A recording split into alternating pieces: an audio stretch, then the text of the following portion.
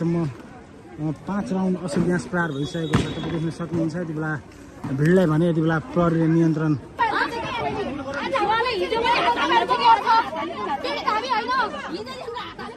भिडन्त भइरहेको छ। तपाईँ हजुरको बिचमा घुसपेट छ भनेर त्यहाँ वार्तामा बस्ने मान्छेले नै भनिसक्नु भएको छ। उहाँहरूले गरेका क्रियाकलापले हजुरलाई क्षति पुग्ला, त्यस कारणले हामीलाई त के जसले त्यो मान्छे मारो त्यो मान्छे निकालिदिनुहोस्, हामी बस्छौँ। हामी चाहिँ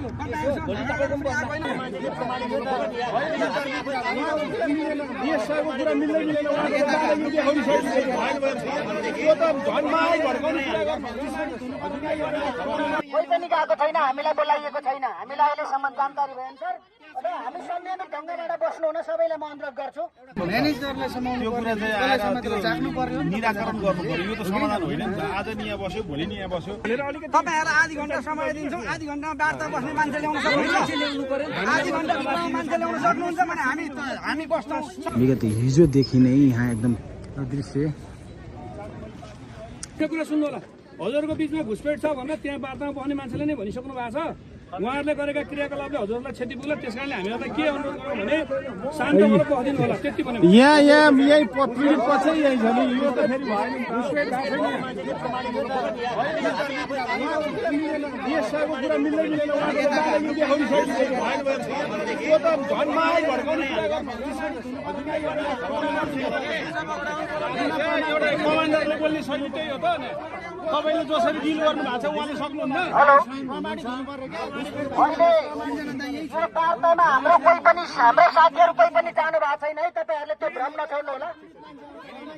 पक्षहरू यही छौँ हामीहरू, सम्बन्धित व्यक्तिहरू।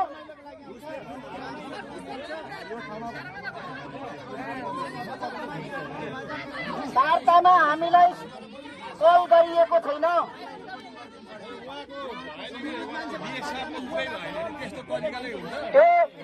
तपाईँहरूले अनगल प्रचार नगर्नु होला प्लिज। कोही पनि गएको छैन, हामीलाई बोलाइएको छैन, हामीलाई अहिलेसम्म जानकारी भएन सर। हामी संयमित ढङ्गबाट बस्नु हुन सबैलाई म अनुरोध गर्छु। हाम्रो साथीहरू, हाम्रो सबै चेलीबेटी मित्र साथीहरू सबै एकदम धैर्यता र अनि हामी संयमताका साथ बस्दिन हुन म हार्दिक अनुरोध गर्न चाहन्छु।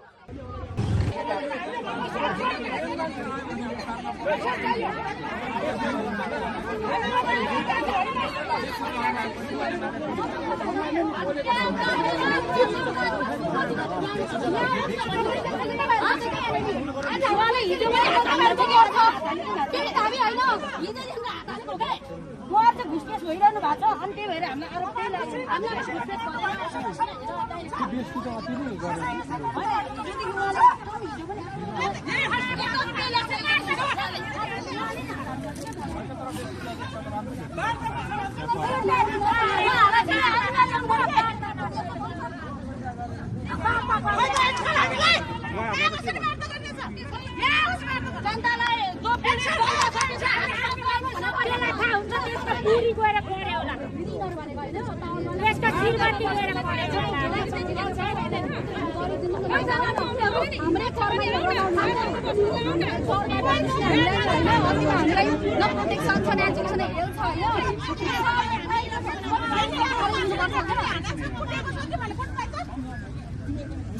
यहाँ दबाई लिएर आएको गाडी थियो। यो हस्पिटलमा औषधि बोकेर आएको गाडीलाई पनि यति बेला पीडित पक्षले फर्काइदिएको अवस्था छ। तपाईँ देख्न सक्नुहुन्छ यसरी यो गाडीलाई